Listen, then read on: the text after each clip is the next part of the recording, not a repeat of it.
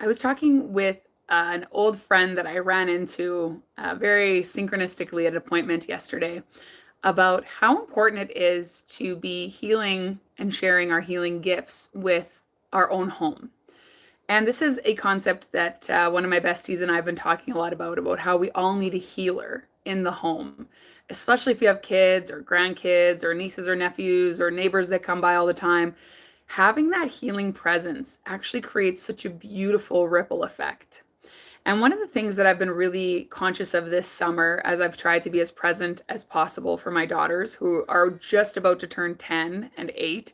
You might hear them in the background. They're just being crazy and squeaking right now. But is that presence and that importance of showing up for myself and for them. And I've been really guided to utilize a lot of the spiritual tools that I have learned along the way as an author and speaker and utilize them to not only help continue to heal myself and become the best version of Lisa that I can, but also to help heal and inspire my kids. And the neat thing about this is that as I work on my own stuff, I find I'm a lot more present, I'm a lot more playful, I'm a lot lighter around my girls.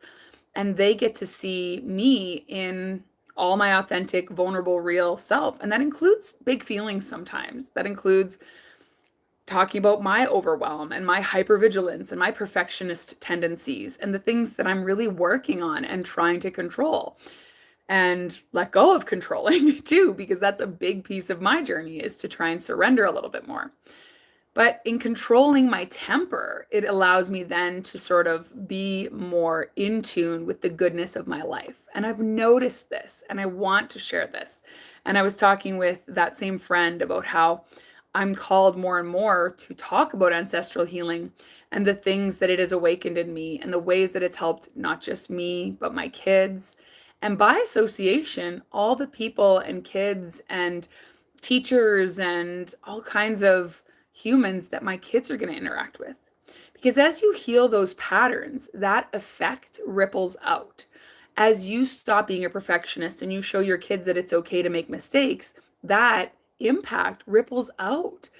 And as you start to really notice the patterns that limit you, even if you don't heal them overnight, because of course it's layers and these are patterns after all, they have taken root year after year. And it takes some time sometimes to heal those patterns. But as you even just become aware of them and conscious of working on them, the people in your life, whether it's kids or community members or spouses or partners, begin to see that shift in you and that focus on healing maybe some of those unhealthier ancestral patterns that were passed down. And we never want to come from a place of judgment with these patterns. We always want to come from a place of loving awareness.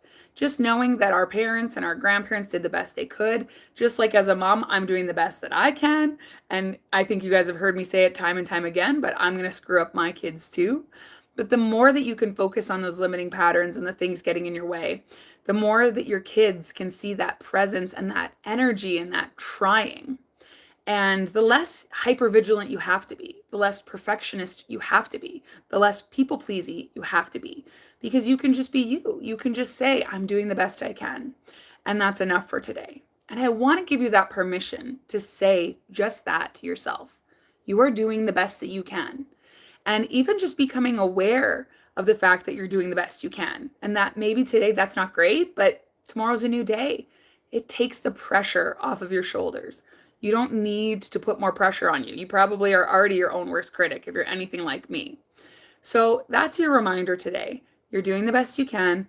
Try to notice those patterns because as you do, it does ripple out to your kids and your neighbors and your colleagues and all those beautiful people that are blessed to come across your path.